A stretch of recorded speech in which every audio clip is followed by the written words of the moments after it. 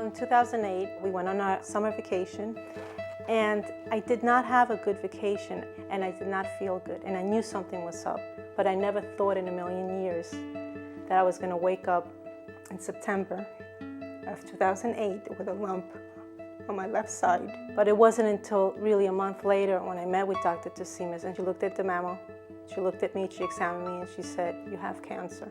Within about a week and a half, she had had all the proper tests, and it was interesting that on one of her tests, it noted that she had another breast cancer on the opposite breast that was not palpable at her initial examination. That was hard to hear, because you're living a normal life and you don't think that cancer is going to get to you or affect anybody and your family. And the only thing I could think of was my kids. She was scared. In fact, maybe we'd say terrified by that diagnosis, as most women are. So we examined her, and then we thought, what's the best way to help her?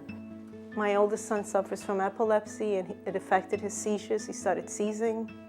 It just got really, really hairy. But you have to put everything aside and say, you got to keep on fighting, which is what I did. We approach each patient in a multidisciplinary fashion. That means each patient is treated by a team of doctors in different specialties. Within a week and a half of meeting her, we went to the operating room to do bilateral mastectomies with immediate reconstruction. The recovery was hard. Dr. Tusimas then referred me to Dr. Moore, which is my chemo-oncologist. Based on my history, she went ahead and decided that we were going to go with what's called an ACT treatment. It was a complicated case, 2 tumors, one of them a larger tumor. So we brought her case to our tumor board. We meet weekly. We talk about all of our patients to discuss what's the best treatment plan for each particular patient. The multidisciplinary nature that you see in the conference is really how we practice every day. And the net result is that patients get the best care possible. So she has invasive carcinoma continuously involved. And so I said I would present her case. Does she need hormonal therapy, and which hormonal therapy you would recommend? NewYork-Presbyterian Hospital has a long history of being in the forefront of new treatments for breast cancer, whether it's surgery, new treatments for chemotherapy, new forms of radiation. And we've been part of clinical trials here for 30 or 40 years. It's very important. It's one reason our patients come here. Then I would talk to her about the trial we have with TM. You know, the thing is, I mean, that is a commitment. I mean, she needs to come down here every 2 weeks for usually the first 6 weeks, and then once a month thereafter. Clinical research offers our patients the best and cutting-edge therapy that's out there. And Connie was a recipient of access to these wonderful trials that we have running. I decided to participate in the SOMATO clinical trial that Dr. Moore and Dr. Badat run at the center.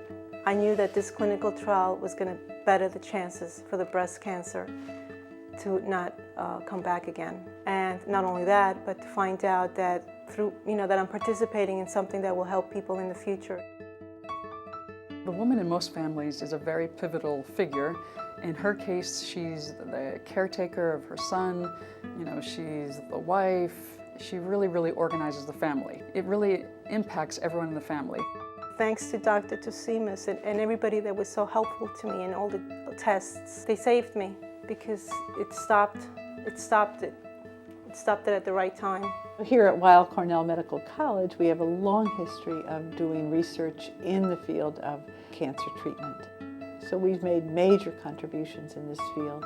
Our patients are treated, of course, at NewYork-Presbyterian Hospital. They're part of this collaboration.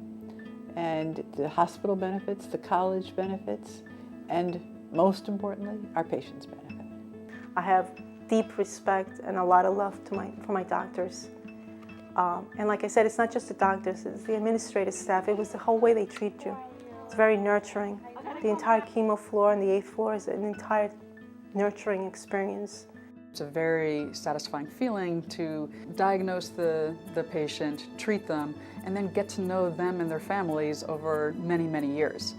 I'm very proud of my mom. Not a lot of people can do what you did, and to be seen as a role model for other patients who have cancer, which she is, and she's a very strong person.